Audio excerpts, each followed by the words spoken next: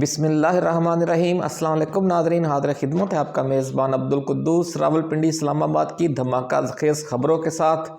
ناظرین، آج بہت ہی اہم پوائنٹ آپ کے ساتھ ڈسکس کرنے ہم جا رہے ہیں کہ ہمیشہ پاکستان کی تاریخ میں جب بھی حکومت اور اسٹیبلشمنٹ کے درمیان اختلاف رائے پیدا ہوا یا کسی بات پر بات پوائنٹ آف نو ریٹرن پر پہنچی تو جو اسٹیبلشمنٹ ہے اس نے اس وقت کی اپوزیشن کے ساتھ ڈیل کر لی اور حکومت کا تختہ کر دیا۔ اس بار عمران خان ہیں، چونکہ ان کے ساتھ معاملات حکومت کے بھی اتنے ہی خراب ہیں جتنے معاملات اسٹیبلشمنٹ کے خراب ہیں، تو کیا ان دونوں میں سے کوئی عمران خان کے ساتھ ڈیل کر چکا ہے؟ کیا کوئی بلف گیم کر رہا ہے کہ ڈیل نہیں بھی کی اور فریق اپنے جو دوسرا فریق ہے اس پر پریشر ڈالنے کے لیے ڈیل کا تاثر دے رہا ہے؟ خاص طور پر نواز شریف کا جو بیان ہے حالیہ، یہ جو مارکا شروع ہوا ہے اس سے شروع ہونے سے صرف 24 گھنٹے یا 48 گھنٹے پہلے نواز شریف نے بیان دیا تھا کہ جناب ہمیں ان کا بھی احتساب چاہیے جو عمران خان کے ساتھ مل کر ہماری حکومت کا تختہ الٹنے والے تھے، ہمیں ڈیسٹیبلائز کرنے والے تھے۔ اور وہ کون تھے؟ وہ جنرل قمر جاوید باجوہ تھے، سابق آرمی چیف، اور جنرل فیض حمید تھے، اور جو جسٹس ثاقب نثار ہیں، سابق chief justice of Pakistan justice Saqib Nisar, اور ان کی ٹیم کے دیگر بہت سے لوگ جن میں بندیال بھی شامل تھے اور تو دیگر لوگ بھی۔ اور ساتھ ہی نواز شریف نے پھر اپنے ذرائع کے حوالے سے یہ بھی کہہ دیا، اپنے جو ابصار عالم صاحب اور جو دیگر ان کے خاص الخاص ماؤتھ پیس ہیں، کہ اگر ان جرنیلوں اور ججوں کا احتساب نہیں ہوتا، انہیں کیفر کردار تک نہیں پہنچایا جاتا، تو پھر ہمیں عمران خان کو جیل میں رکھنے سے بھی کوئی دلچسپی نہیں ہے۔ تو یہ بالواسطہ عمران خان کے ساتھ کسی انڈر گراؤنڈ مفاہمت یا مصالحت کا ایک اشارہ تھا جو اسٹیبلشمنٹ کو دیا گیا تھا کہ جناب ساڑی گل ہو گئی ہے تو ہن تسی اپنی خیر مناؤ، یا یہ بات تھی یا یہ ایک بلف گیم ہے؟ اس پر آج بات کریں گے۔ اور یہ نواز شریف کو کیا یہ یقین ہے کہ حالات کچھ بھی ہو جائیں عمران خان کی طرف سے ریسکیو نہیں کیا جائے گا general field marshal Asim Munir کو اور ان کی ٹیم کو؟ یہ بات ناظرین بہت ایک بڑے پیمانے پر یہ ڈسکس بھی ہو رہی ہے اور مانیٹر بھی ہو رہی ہے۔ دوسری بات، عمران خان نے اگر واقعی ڈبل گیم کی ہے اس موقع پر، یا انہوں نے نواز شریف کو یہ اشارہ دے دیا ہے کہ اگر وہ عاصم منیر کو ایکسٹینشن نہیں دیتے یا ری اپوائنٹمنٹ نہیں دیتے تو عمران خان اس کھیل میں نواز شریف ایسا کردار ادا کریں گے کہ جو موجودہ حکومت کو یا نواز شریف کو سپورٹ کرنے کے مترادف ہوگا۔ تو اگر انہوں نے ایسا کیا ہے تو کچھ غلط بھی نہیں کیا، کیونکہ اس طریقے سے انہوں نے اس اسٹیبلشمنٹ کو یہ سبق سکھا دیا اور انہیں یہ احساس دلا دیا کہ جس نواز شریف کی خاطر اسٹیبلشمنٹ نے اپنے 30-40 سالہ بیانیہ سے انحراف کیا، اور جو اس کے نیچرل الائی تھے جن میں پی ٹی آئی بھی شامل تھی، پاکستان کا میڈیا بھی شامل تھا، پاکستان کے عوام بھی شامل تھے، کہ جو اسٹیبلشمنٹ کی طرف سے ایجنسیوں کی طرف سے نواز شریف کو اور زرداری کو چور چور کہتے رہنے کی جو کئی دہائیاں تھیں، ان میں ذہنی طور پر یہ یقین کر چکے تھے کہ یہ چور ہیں، واقعی چور وہ ہیں یا نہیں ہیں اب یہ ڈیبیٹیبل ہو گئی ہے، کیونکہ جو ادارے انہیں چور کہا کرتے تھے وہی ادارے انہیں واپس بھی لے کر آئے اور انہیں اقتدار بھی دیا، اور اب وہ اقتدار اتنا ان کو پاورفل کر دیا ہے کہ وہ خود انہی کو پڑ گئے ہیں جو آرمی چیف ہیں وقت کے، جو فیلڈ مارشل بھی ہیں، جن کو ایکسٹینشن دینے کے ساتھ ساتھ پتہ نہیں کیا کیا نیا عہدہ تخلیق کیا جا رہا تھا۔ اتنی طاقت دینے والے ایک دوسرے کو اب اچانک ایک دوسرے کے سامنے ایک دوسرے کی آنکھوں میں آنکھیں ڈال کر کھڑے ہیں، اور نواز شریف ایک بار پھر آنکھیں پھیر چکے ہیں ان قوتوں کے ساتھ جن کی مدد سے وہ ملک میں بھی واپس آئے ہیں اور اقتدار میں بھی واپس آئے ہیں اور عمران خان کو نکالا ہے اقتدار سے۔ اس جنگ میں عمران خان اصل میں کس کے ساتھ ہے؟ کیا حکومت اور اسٹیبلشمنٹ اپنے اپنے طور پر پچھلے چند ہفتوں یا پچھلے چند ماہ کے دوران عمران خان کے ساتھ الگ الگ مفاہمت کرنے کی کوشش کر رہے تھے؟ حکومت والا کیمپ اور اسٹیبلشمنٹ والا کیمپ، اور کیا اس سارے معاملے کی ایک دوسرے کو بالکل خبر نہیں تھی؟ یہ عمران خان کی کامیابی ہے۔ اور کیا عمران خان کے جو عاصم منیر کے خلاف بیانات ہیں جو کل پھر انہوں نے دیا ہے جیل سے، کیا یہ کیموفلاج اینڈ کنسیلمنٹ اسٹریٹجی کا حصہ ہے؟ کیموفلاج اینڈ کنسیلمنٹ یعنی چھپاؤ اور تلبیس، یہ کیا گیم ہے؟ اور جو چال بازی ہے جنگ میں، اس کی کتنی اہمیت ہے؟ اور کیا عمران خان کو چال بازی سے کام لینا چاہیے یا انہیں بالکل سیدھی سادھی لڑائی لڑنی چاہیے جس طرح کے لوگ ان سے کچھ توقع کر رہے ہیں؟ اس بہت اہم موضوع پر ہم ایک حدیث مبارکہ کی روشنی میں آج ڈسکس کا آغاز کریں گے۔ آغاز اسی موضوع سے کریں گے اور آغاز حدیث مبارکہ سے کریں گے کہ جنگ کے حوالے سے رسول اللہ صلی اللہ علیہ وآلہ وسلم کا فرمان علی شان کیا ہے، اور عمران خان کو اس سے رہنمائی لینی چاہیے۔ اگر اب تک نہیں لی تو آج اس ویڈیو کے ذریعے ہم یہ ان تک میسج پہنچانا چاہتے ہیں کہ جو رسول اللہ صلی اللہ علیہ وآلہ وسلم نے فرما دیا اس سے بڑا ہمارے لیے کوئی اتھینٹک بات نہیں ہے۔ اس لیے اس جنگ کو انہوں نے اس انداز میں لڑنا ہے جس کا اشارہ رسول اللہ صلی اللہ علیہ وآلہ وسلم نے کیا ہے، جنہوں نے ریاست مدینہ تشکیل دی، اور عمران خان بھی چونکہ ریاست مدینہ کی بات کر رہے ہیں تو ہم یہ مثال ریاست مدینہ سے ہی لے کر آئے ہیں۔ اس کے ساتھ ساتھ ناظرین، آج ہم پی ٹی آئی کے اندر کے جو منافق لیڈر ہیں ان کو آج علیمہ خان نے ان کی ڈٹ کر کلاس لی ہے اور کھل کر یہ راز کھول دیا ہے کہ کپتان اپنی ٹیم سے کیا چاہتا ہے، کس قسم کے طرز عمل کی، کس طرح کی جد و جہد کی، اور کس طرح کا اسٹینڈ لینے کے حوالے سے ان سے وہ توقعات رکھتا ہے۔ اور جو لوگوں نے جو منافق ہیں پی ٹی آئی کے اندر، وہ بار بار پوچھنے آتے ہیں کہ جناب اس حوالے سے آپ کا کیا ہمارا طرز عمل کیا ہونا چاہیے، ہمیں یہ قربانی پارٹی کے لیے کس طرح دینی چاہیے، عمران خان کا اس کے بارے میں کیا موقف ہے۔ جب وہ اس طرح کے سوالات کرتے ہیں تو ہمیں بنی اسرائیل یاد آ جاتے ہیں کہ جن کو اللہ رب العزت نے کہا کہ آپ گائے کی قربانی دیں، تو بجائے اس کے کہ انہیں پتہ تھا کہ کس گائے کی قربانی کا کہا جا رہا ہے، تو پھر وہ حضرت موسیٰ علیہ السلام کے پاس آتے تھے کہ اللہ کے پیغمبر آپ ہمیں پوچھ کر بتائیں کہ اس گائے کا رنگ کیسا ہو۔ پھر ان کو بتا دیا جاتا تھا کہ وہ گہرے سرخ رنگ کی ہو یا فلاں رنگ کی ہو جو سنہری لگے۔ تو پھر تھوڑی دیر بعد وہ پھر آ جاتے تھے کہ اچھا یا اللہ کے نبی یہ ہمیں پوچھ کر بتائیں کہ اس کی عمر کتنی ہو۔ یعنی اس طرح کے وہ سوالات کرتے تھے، یعنی اس قربانی کا انہیں پتہ بھی ہوتا تھا لیکن صرف ڈیلے کریے یا جان چھڑانے کے لیے کہ شاید اس طرح کے بار بار پوچھنے سے ہماری وہ قربانی دینے سے جان چھوٹ جائے گی۔ تو پھر اللہ رب العزت نے ڈائریکٹ حضرت موسیٰ کو بتا دیا، انہیں کہیں کہ اس گائے کی قربانی دیں۔ تو آج علیمہ خان نے بھی وہی منظر آپ کا جو ہے وہ کر دیا۔ انہوں نے کہا کہ یہ بار بار ہم سے پوچھتے ہیں کہ اس حوالے سے عمران خان کا کیا موقف ہے، اس حوالے سے کیا ہے،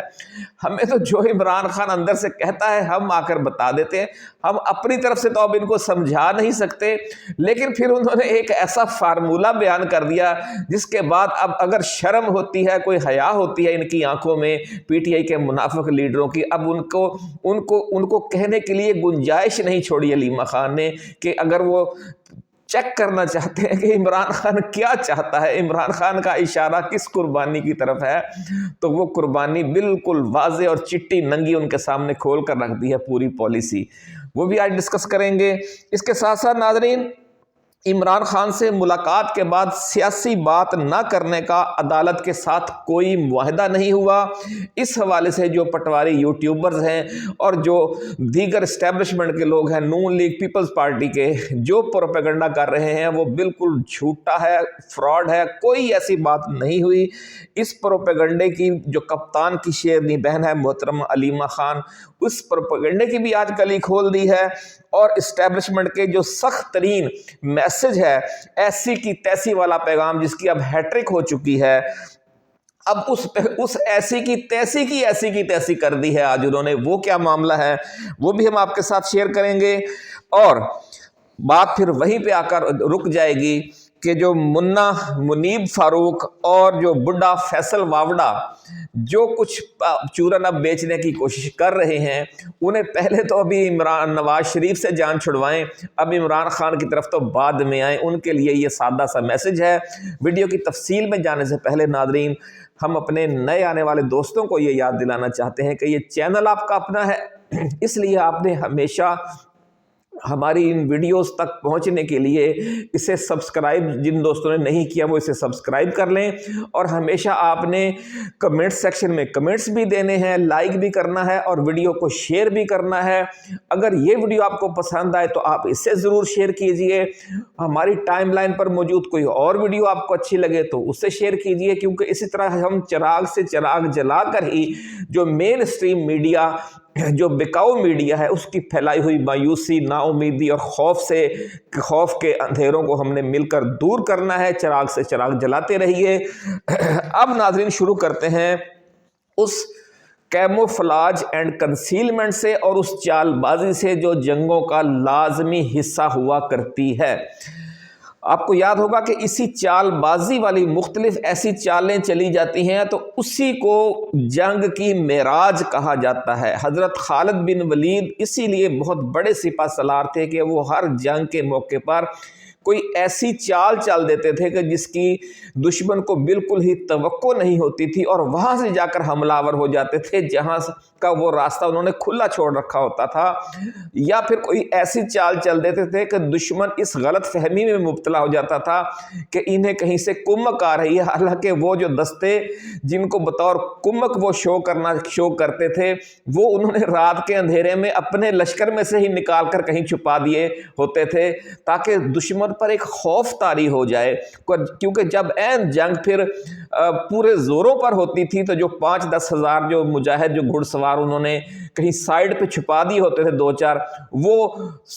200 400 یا 500 کے دستوں کی صورت میں اگر جنگ میں شامل ہونا شروع ہو جاتے تھے تو وہ دشمن گھبرا جاتا تھا کہ یہ کوئی نئی مدد آ گئی ہے، حالانکہ وہ ان کے پچھلے رات یا پچھلے کئی روز سے وہ ان کے ساتھ مل کر لڑ رہے ہوتے تھے. تو یہ جو جنگ ہے حدیث مبارکہ ہے، رسول اللہ صلی اللہ علیہ وآلہ وسلم کا فرمان ہے کہ جنگ چال بازی ہے. جنگ کوئی سیدھی سادی لڑائی کا نام نہیں ہے. تو عمران خان کو بھی اس طرح کے اگر ان کو کچھ لوگ کہتے ہیں کہ جناب آپ نے اس موقع پر کوئی کردار ادا نہیں کرنا اور آپ اپنے اصولی موقف پر ڈٹے رہیں اور نہ اس گیم میں نہ ان کو کوئی آسرا کروائیں یا نہ دوسرے فریق کو کوئی آسرا کروائیں، یا اس موقع پر کسی ایک فریق سے اگر وہ اپنی مرضی کی شرائط پر صلح کر سکتے ہیں تو انہیں ایسا نہیں کرنا چاہیے. یہ بالکل غلط حکمت عملی ہے. انہیں بالکل اس موقع پر اپنا کردار ادا کرنا چاہیے، اور یہ اس بات کے بڑے واضح امکانات ہیں کہ وہ یہ کردار ادا کر چکے ہیں. یہ لڑائی ہوئی بھی اسی لیے ہے کہ امریکہ بھی یہاں پر چال بازی کر رہا ہے تو عمران خان کو بھی چال بازی ضرور کرنی چاہیے. لیکن اس چال بازی کو اگر انہوں نے کیموفلاج اینڈ کنسیلمنٹ کیا ہوا ہے، اگر انہوں نے اس کو اس طرح سے چھپا دیا، کیموفلاج کر دیا ہے کہ وہ نظر نہیں آ رہی، تو یہ چال بازی کی معراج ہوتی ہے. اس میں ہم دیکھ رہے ہیں کہ اگر وہ کس کے ساتھ ہیں اس وقت تک کچھ اندازہ نہیں لگایا جا سکتا کہ وہ عاصم منیر کے ساتھ ہیں یا وہ نواز شریف کے ساتھ ہیں. یہ تو اب طے ہو چکا ہے کہ ان کی لڑائی ہو چکی ہے. جو نوٹیفکیشنز کا ڈیلے ہے یہ بھی طے ہے، اور یہ بھی طے ہے کہ جو اسٹیبلشمنٹ کے کچھ جرنیل ایک طرف ہیں، اسٹیبلشمنٹ کے کچھ جرنیل دوسری طرف ہیں، یعنی کچھ عاصم منیر کے ساتھ ہیں، کچھ نواز شریف کے ساتھ ہیں، کور کمانڈرز بھی اور دوسرے اہم جرنیل بھی. تو اس موقع پر عمران خان کس کے ساتھ ہیں، یہ جب راز کھلے گا تو اس وقت پھر سمجھ لیں کہ بہت بڑا ایک سیاسی دھماکہ بھی ہوگا اور اس ملک میں ایک نیا رجیم چینج بھی ہو سکتا ہے. یا پھر اس صورت میں جو موجودہ اسٹیبلشمنٹ کی رجیم ہے، جیسے عاصم منیر ہیں، عاصم ملک ہیں جو ISI چیف ہیں، یا یہ چینج ہو جائیں گے یا بالکل کمزور پوزیشن میں چلے جائیں گے، یا پھر میاں نواز شریف کی اپنا نون لیگ کی پیپلز پارٹی کی جو موجودہ فارم 47 حکومت ہے یہ اپنے انجام کو پہنچ جائے گی. اب یہ جنگ اس مرحلے پر آ چکی ہے. اب عمران خان نے کیا کردار ادا کیا ہے اس پر آج ہم نے آپ سے بات کرنی ہے خاص الخاص. ذرائع کے حوالے سے ذرائع یہ دعویٰ کر رہے ہیں کہ عمران خان کو اس ساری صورتحال سے مسلسل آگاہی ملتی رہی ہے، کیونکہ اڈیالہ جیل میں دونوں طرف سے ان سے رابطہ قائم کیا جاتا رہا، اور انہوں نے پوری جس طرح ہے چال بازی، رسول اللہ کا بھی فرمان ہے کہ جنگ چال بازی ہے، کوئی چال وہ بھی پھر چلتے رہے۔ انہوں نے ذرائع کا یہ دعویٰ ہے کہ انہوں نے دونوں فریقوں کو یہ آسرا کروا دیا ہے کہ اگر آپ نے ہماری مدد چاہتے ہیں تو جو ہمارا اسٹینڈ ہے اس اسٹینڈ کو آپ تسلیم کرتے ہوئے ہمارے ساتھ بات کریں، ہم فریق آپ کے مخالف فریق کے ساتھ نہیں ملیں گے۔ دونوں کو جب یہ یقین دلا دیا گیا تو وہ دونوں آپس میں لڑ پڑے ہیں، ذرائع کا یہ دعویٰ ہے۔ اور عمران خان نے اپنی اس جو الگ الگ دونوں سے مفاہمت کرنے کی جو چال چلی، اس کا نتیجہ سب کے سامنے ہے، اور جو طاقتور فریق ہوتا ہے اس کو شکست دینے کے لیے اس کے علاوہ اور کوئی مؤثر اور کارگر ہتھیار نہیں ہوتا۔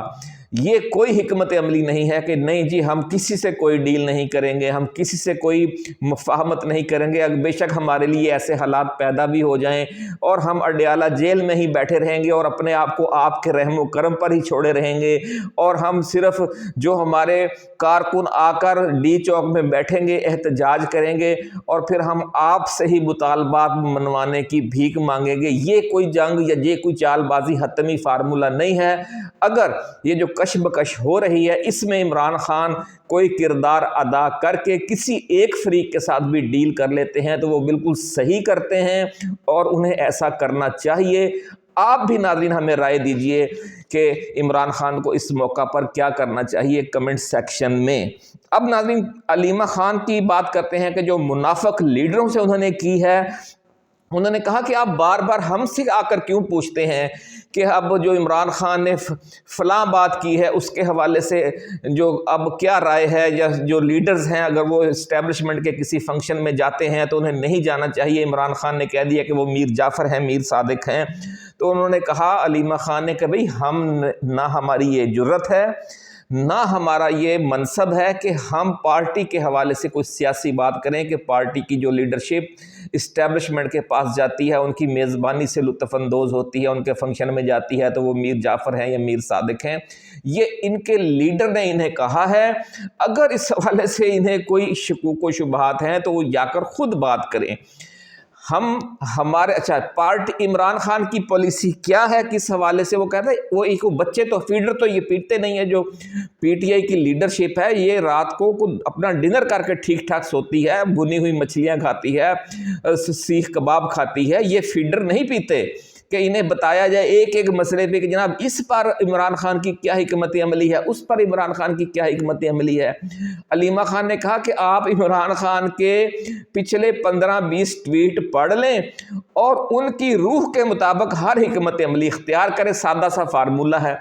حالانکہ وہ ٹویٹ انہیں آلریڈی ازبر ہونے چاہیے۔ اگر یہ عمران خان کو اپنا لیڈر سمجھتے ہیں تو اس کا ایک ایک ٹویٹ انہیں زبانی یاد ہونا چاہیے اپنے قائد کا۔ اگر یہ اتنا کام بھی نہیں کر سکتے تو یہ سب سے بڑے منافق ہیں، یہ وہ لیڈر جو بار بار آ کر پوچھتے ہیں کہ جناب اس حوالے سے عمران خان کا کیا موقف ہے یا اس حوالے سے۔ علیمہ خان نے کہا کہ آپ پچھلے 10-15 ٹویٹس پڑھ لیں اور ان ٹویٹس کی روشنی میں اپنے ہر عمل کے بارے میں خود فیصلہ کریں۔